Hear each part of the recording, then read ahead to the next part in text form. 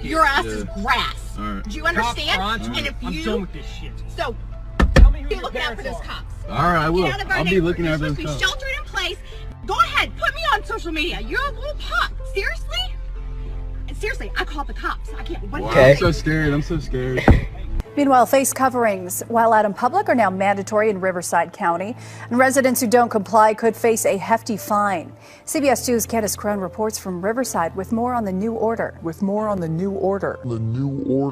county is really stepping up its efforts to slow the spread of the coronavirus by fining people who leave their home without wearing a mask. And the fine for violating the order is $1,000 per day per violation.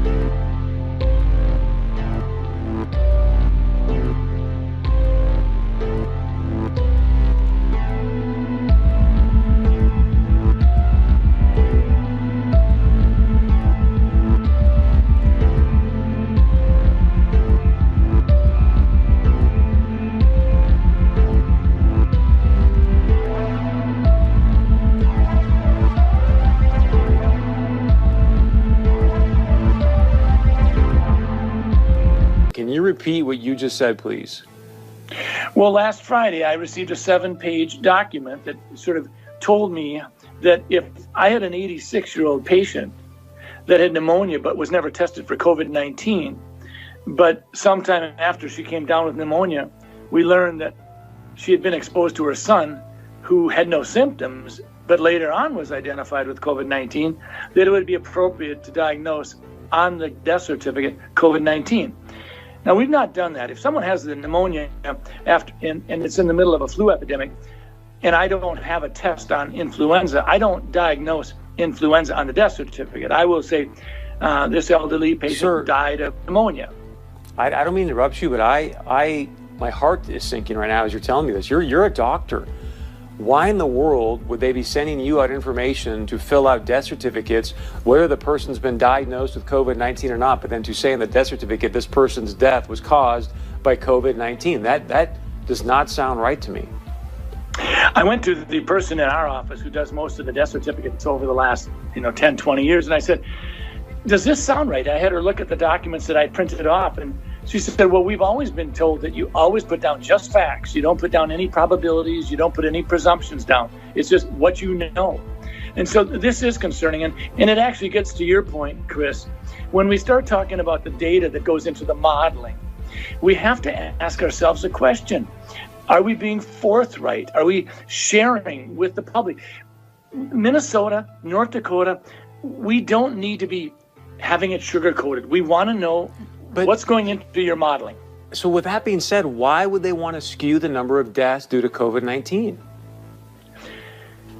Well, fear is a great way to control people. And fear is a great way to control people. And fear is a great way to control people. And I worry about that. I worry that sometimes we're so darn interested in just jazzing up the fear factor.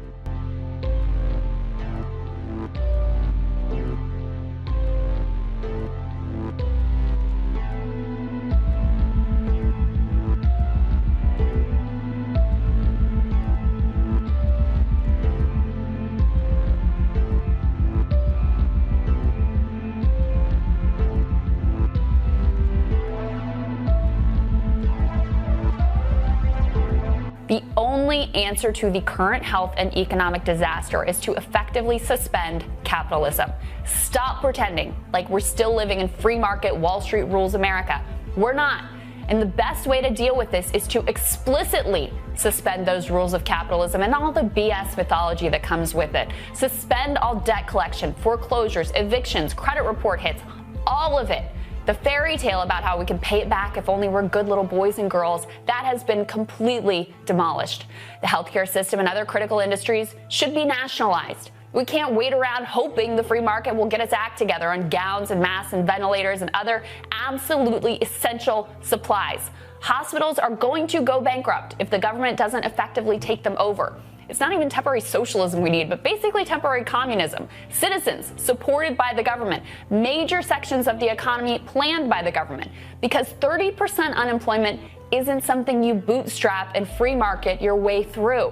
It's something that our nation can only survive without mass chaos and unrest by truly embracing collectivism from the bottom to the top. You know, I have good news for you, Margaret, because there is a solution using available technology today to fix the economic part of this problem. The solution is universal testing. What you want is every single person to get tested every day, and then they would wear a badge like they would after they voted or something like that to show that they've been tested.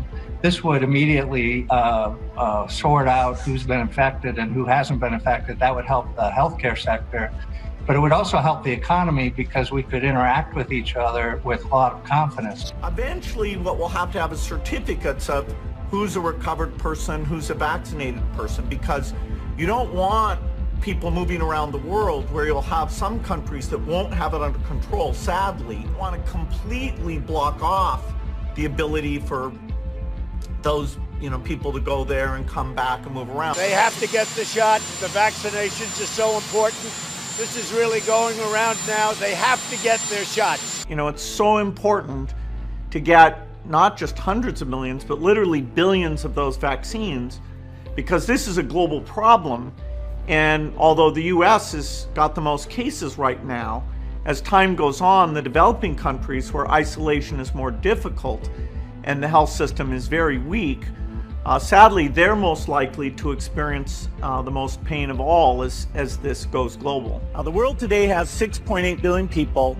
That's headed up to about 9 billion. Now, if we do a really great job on new vaccines, healthcare, reproductive health services, we could lower that by perhaps 10 or 15%. They have to get their shots. There are some good things happening. The work on a vaccine, although that probably will take 18 months, that's going full speed ahead. Our foundation is funding that. We're looking at getting vaccines to everyone in the world. So in the long run, we're looking at getting vaccines to everyone in the world. So in the long run, we're looking at getting vaccines to everyone in the world. We must reform our mental health laws to better identify mentally disturbed individuals who may commit acts of violence and make sure those people not only get treatment, but when necessary, involuntary confinement. Last week, Dr. Michael Ryan, he's a leader at the World Health Organization, announced that in response to the spread of this virus, authorities may have to enter people's homes and remove family members, presumably by force.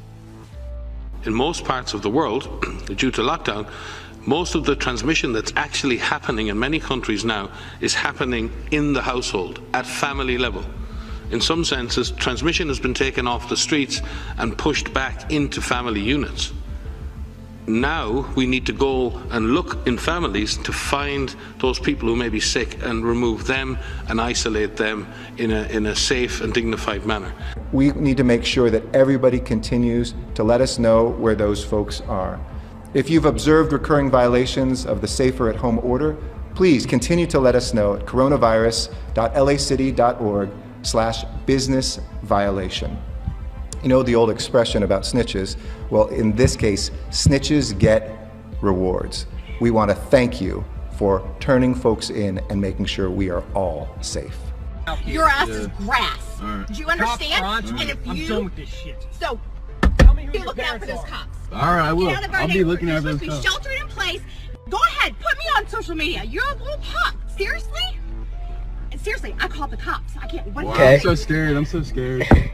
Some 911 centers have seen a spike in calls from people reporting others for violating executive orders and guidelines on social distancing. But As 9 and 10's Bill Freilich reports, not every call is an emergency. He continues our team coronavirus coverage. 911 centers are busy taking calls, but not for the usual reasons. That even happens with small groups. Take this report of a crew working on a lawn for the second day in a row. It turned out to be a brother and sister working in the yard.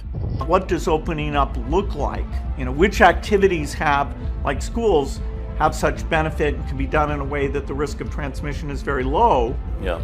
And which activities, like mass gatherings, may be, in a certain sense, more optional. And so until you're widely vaccinated, those may not come back at all. And with nice weather and some good surf, many people left their house today to go to the beach.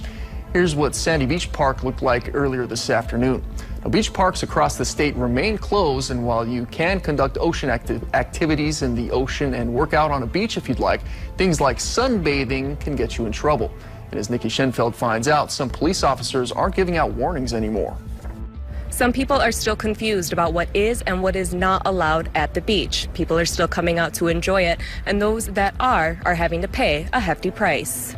More and more people are now getting cited for hanging out at the beach. On Maui, officers issuing citations to people laying out at Napili Bay. MPD also sharing this photo of officers getting ready to let beachgoers know they have to go. Police statewide said they spent the last week warning people of the new rules. Once your feet touch the sand, you must be exercising, walking or running, or walking towards the ocean for an ocean activity like surfing. What's not allowed is sunbathing, setting up a towel, chair, or umbrella, reading a book, or sitting on the beach. But this was Lanikai today, and some residents say they are fed up. It's being ignored over here.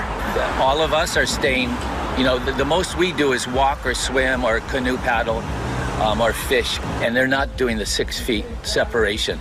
I think they're being very selfish, and they're putting all of our lives at stake. KPD tells me they issued 3 citations on Friday to people who were sunbathing and hanging out at the beach. Fines for violating the stay-at-home order are up to $5,000 or 1 year in jail. Anyone cited for violating the stay-at-home order will also have to appear in court and explain to a judge their reasoning for being out during an emergency proclamation. California is granting early release to 3,500 inmates in an effort to reduce crowding. Fines for violating the stay-at-home order are up to $5,000 or 1 year in jail. California is granting early release to 3,500 inmates in an effort to reduce crowding. Fines for violating the stay-at-home order are up to $5,000 or 1 year in jail. Despite a safer at-home order, this live stream video of a Tampa, Florida church service has ignited outrage, showing a crowded sanctuary. The church saying they should be considered an essential service. People are gone totally crazy. As the president said, he wants to get everybody back worshiping God come Easter Sunday. That needs to happen. President Trump has now changed that timeline, and that pastor now arrested for failing to follow the stay-at-home order in his county. His reckless disregard for human life put hundreds of people in his congregation at risk, and thousands of residents who may interact with them this week in danger. And in Louisiana, despite a ban on large gatherings and a warning from the governor about their coronavirus cases quickly rising, hundreds of parishioners came to a church outside Baton Rouge, angering neighbors. Y'all need to shut that church down! Also, this street parade was held Saturday in New Orleans. The mayor telling CNN overnight it won't happen again. Our musician community, our cultural bearers have stepped up and said, hey, no more in the city of New Orleans. This is very serious here, and our people are dying. Pro-life advocates are fighting back after being cited by police for prayerfully gathering outside abortion mills in Michigan and North Carolina, saying shelter-in-place laws don't apply to them. 3 men who were praying outside the Scottsdale Women's Center last week in Detroit were given a citation by police and told they were violating the governor's stay-at-home order. Today I'm issuing a stay home, stay safe executive order. Now they're suing Michigan's pro-abortion Governor Gretchen Whitmer and the city of Detroit, challenging the constitutionality of the governor's shelter-in-place order, criminalizing the free speech activity of peaceful pro-life protesters. Pro-lifers in North Carolina are suing in federal court against Greensboro Mayor Nancy Vaughn when 4 were arrested last week, with police claiming they were in violation of state and county stay-at-home orders as well. Here in southern New England, some residents are concerned about people from New York coming here and potentially spreading the virus. And starting tomorrow, Governor Gina Raimondo has ordered the National Guard to go door-to-door in coastal communities looking for people from New York. And today, state troopers began pulling drivers over if they have New York license plates. Eyewitness News reporter Rob Nesbitt spoke with one of those drivers. He's here now with the new details. A mandatory checkpoint has been set up here on Interstate 95 in Hopkinton, where all drivers from New York are required to stop and register themselves with the National Guard if they plan on staying in Rhode Island. As you drive into Rhode Island from Connecticut on Interstate 95, you'll read this traffic sign telling New Yorkers to stop. I'm like, oh boy, here we go. Tara Copey drove up from Staten Island to pick up a new puppy for her family. She was given a packet by the National Guard, That 14-day rule. saying that New Yorkers are required to quarantine for 14 days if they plan on staying in the Ocean State. Last week, Governor Greg Abbott executive order went into effect, which required folks traveling into Texas by road from Louisiana to self-quarantine. However, today is the first day that troopers are actually stopping drivers and forcing them to fill out paperwork indicating where they are heading to. Drivers I spoke with said it's been a headache dealing with these changes, but they understand.